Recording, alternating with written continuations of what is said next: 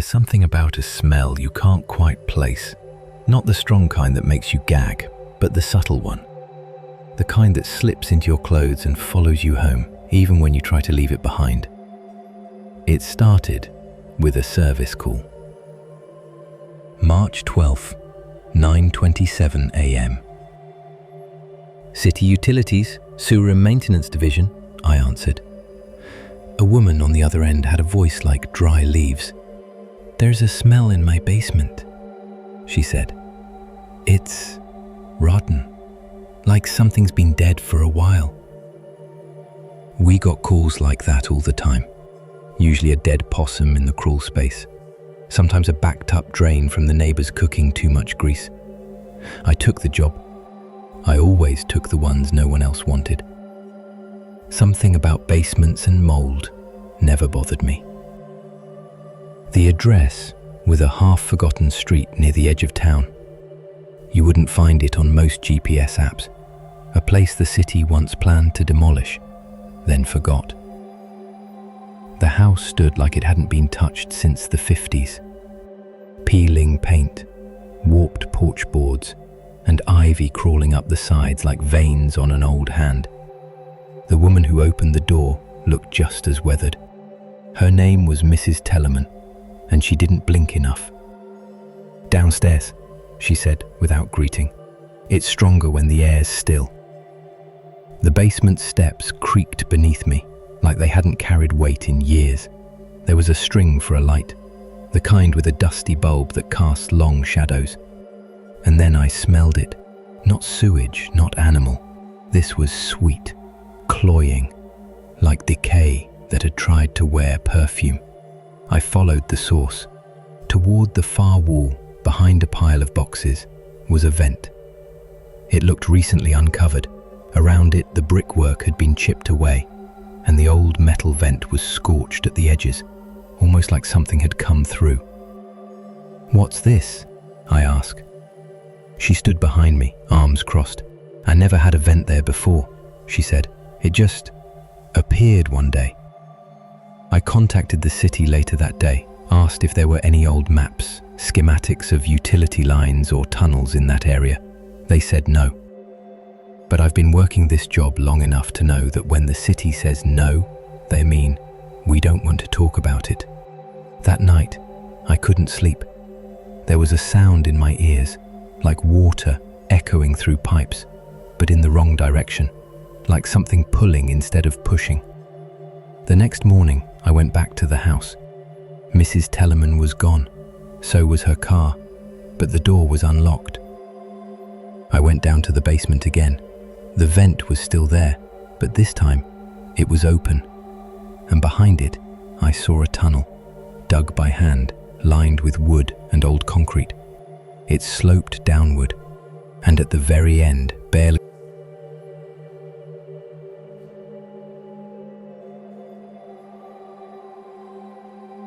Elaine turned toward the heart of the forest.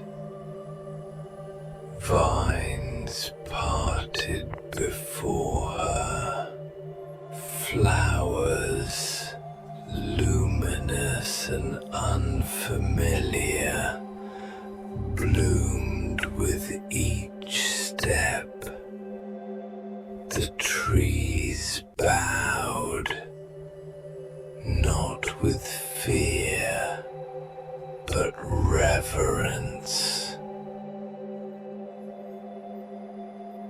At the edge of a glade she found them. Dozens of young fawns emerging from burrows and roots. Their horns were small, their eyes curious, not yet corrupted. They gathered around her, sniffing, touching, listening. She spoke no words, but they understood. She was theirs now. she walked to a great tree, hollow at the base, and stepped inside. The interior was vast, impossibly large, filled with the glow of ancestral energy. Runes lit the bark as she passed. At the center stood a new altar, blank, waiting. Elaine placed her hand upon it. The forest trembled. Lightning danced across the treetops. Thunder cracked the skies open. Faces formed in the clouds.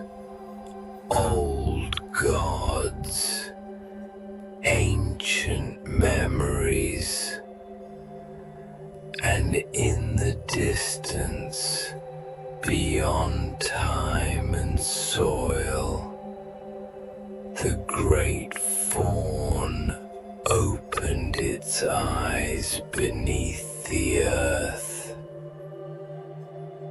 bound but watching.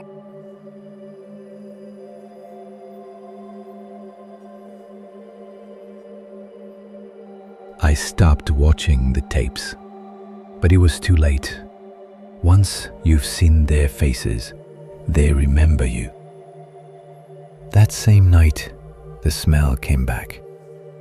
Sickly sweet, but stronger. It wasn't just in my apartment anymore.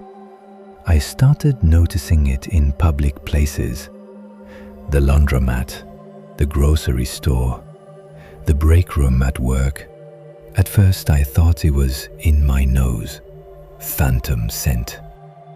But then I noticed the air vents, all of them, were wide open, and behind one, in my bedroom, I saw eyes. Not human eyes.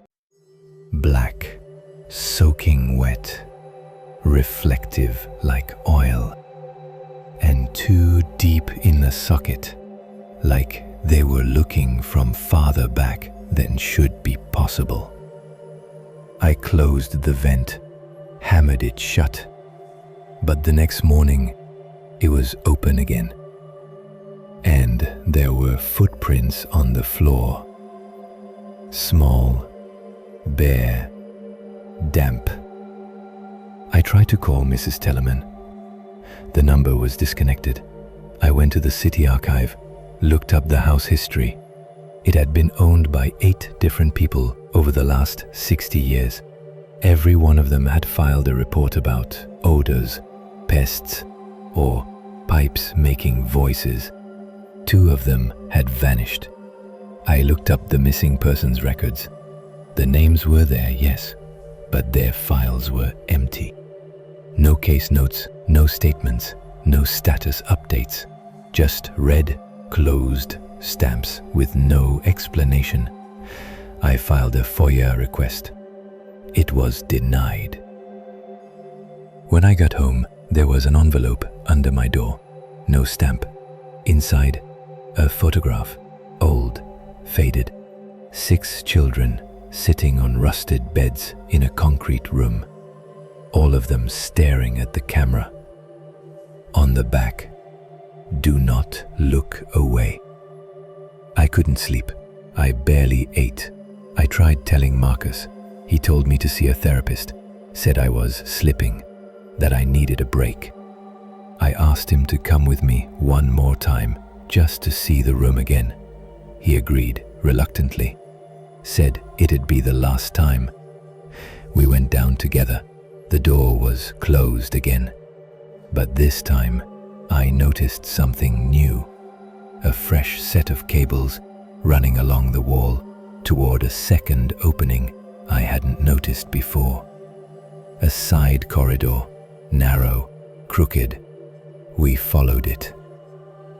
At the end, we found a second chamber, much newer, cinder block walls, fluorescent lights, a desk with multiple monitors, old, thick CRT types buzzing slightly.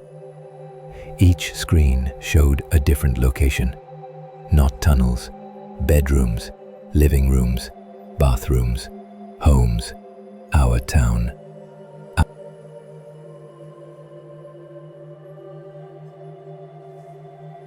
Marcus ran. I never saw him again. I unplugged everything. I smashed the cameras. I moved out of my apartment. I left town. But I still see them. Not always directly, but they're there. In parking garages at night, in hotel vents, in the gaps between elevator doors as they close. Always looking up. Always still. A week ago, I got a letter. No return address. Inside, another photograph. This time the children were standing, in a circle, around something blurred. On the back, you open the door. I tried to rationalize it all. Maybe it was mold, gas leak, shared hallucination. That's what I told myself, until I saw the little girl again, in someone else's house. I was walking past a home for sale in the outskirts, empty, windows boarded, but one shutter had fallen. I looked in. There was a crib in the center of the room, covered in plastic wrap, and behind it, still as stone, stood a child. Same face, same empty, wet eyes, same smile.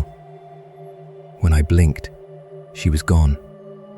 I called the listing agent the next day. He said no furniture had ever been inside.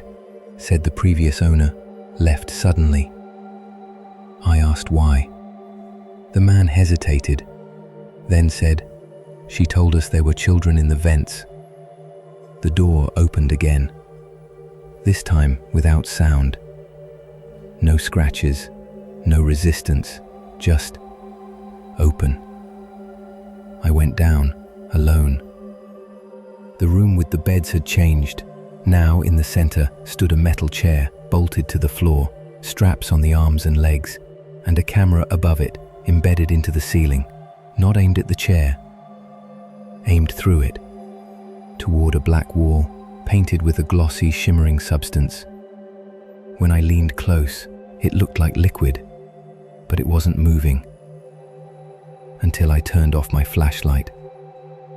And then, it rippled. Just slightly, and for a moment, I saw my reflection. But it wasn't doing what I was doing.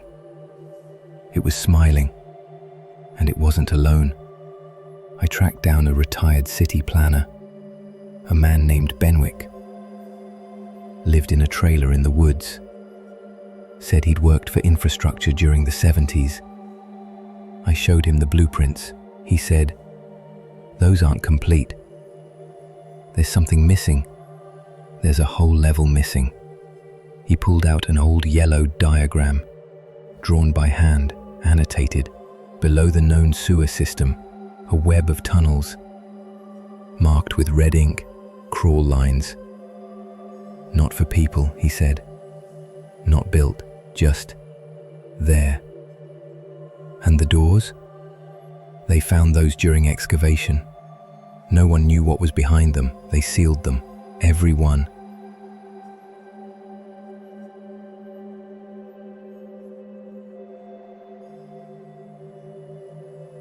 They are not spirits, not ghosts, not demons. They don't walk or speak or touch. They observe. They know where you live. They know what you fear. And they only come closer when you try to ignore them. I started testing a theory. I taped every vent in my new apartment shut. I covered every reflective surface. I unplugged every camera. That night, I slept peacefully. But when I woke up, All the tape was gone, and carved into my ceiling, written in perfect block letters, "We learn by watching." I bought gasoline, 3 canisters. I didn't have a plan, just a location, a match, and a desperate idea that fire could end this. I returned to the Tellerman house. It was empty again, doors unlocked, furniture gone, basement untouched. I stepped into the tunnel with shaking hands, poured the gasoline in arcs along the walls, across the floor, over the beds and the camera chair, pulled it by the iron door. I took out a lighter and paused. Something was different. The walls were breathing, not like lungs, like they pulsed, soft, slow, like the whole place had a pulse now, a heartbeat. And then I heard them, children, whispering, repeating something, over and over. Burning doesn't close it. Burning makes it look. I dropped the lighter. It never touched the ground. I woke up 3 hours later, still in the tunnel, but clean. No fire, no gasoline. Like nothing had happened. But the door, the one of black metal, was gone. Not opened, not destroyed, gone. Sealed by smooth concrete, flush with the wall, as if it had never been there. On the floor, where the camera chair used to be, lay a box. Black, square, wood. Inside it, a VHS tape, labeled in handwritten ink. Your Life, 1/6. I borrowed a VCR from a thrift shop. I didn't want to watch it. I had to. The tape opened with static. Then, my apartment, me sleeping. Footage from above, from a perspective that shouldn't exist. Then, my work, me at my desk, on the phone, drinking coffee, all of it in sequence, every detail correct. Then, my childhood home, my parents' faces, blurred slightly, like an old dream. The footage ended with my reflection in the bathroom mirror, me just standing, except in the reflection, I blinked, but on the tape, I didn't. I went online. I started looking for others, anyone who'd seen the rooms, the vents, the children. I found a forum, hidden, old, dozens of users, most posts years apart. They talked about the same things. Eyes in the floorboards, children that never move, doors that vanish after you open them, tapes that record your life without a camera. Usernames, the silent man, ducked.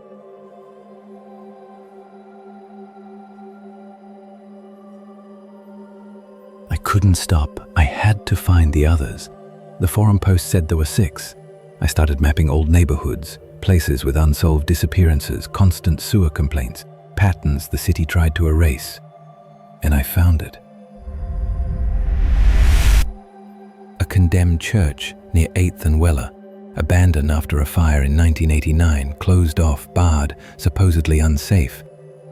But in the basement, another tunnel. This one was shorter, cleaner, newer. At the end, another iron door. This one had symbols, carved deep into the metal.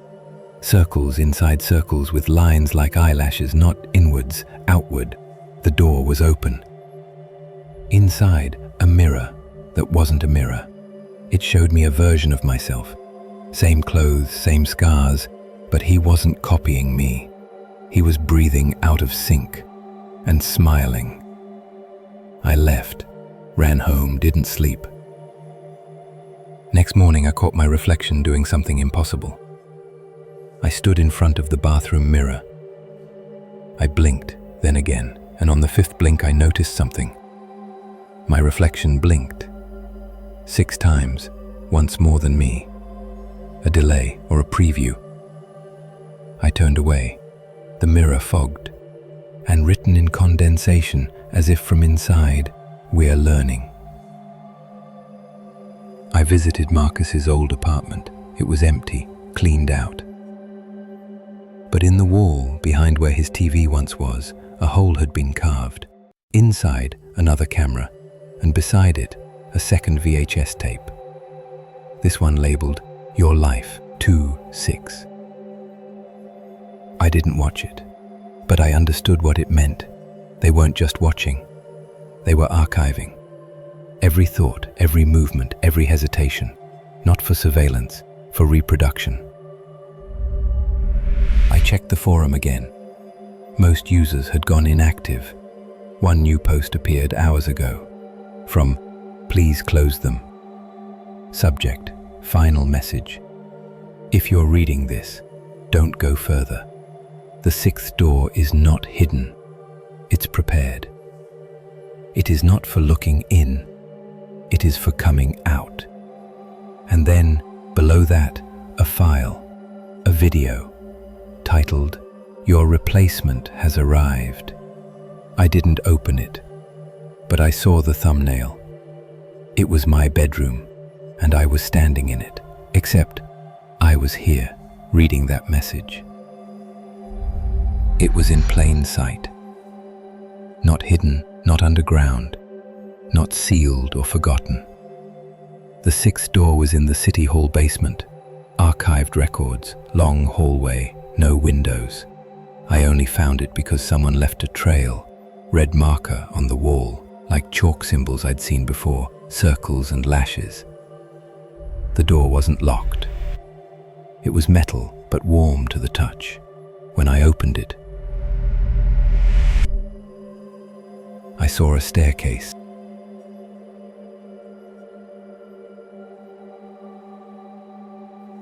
At the bottom was a chamber, round, perfectly quiet. Sound didn't echo, it died.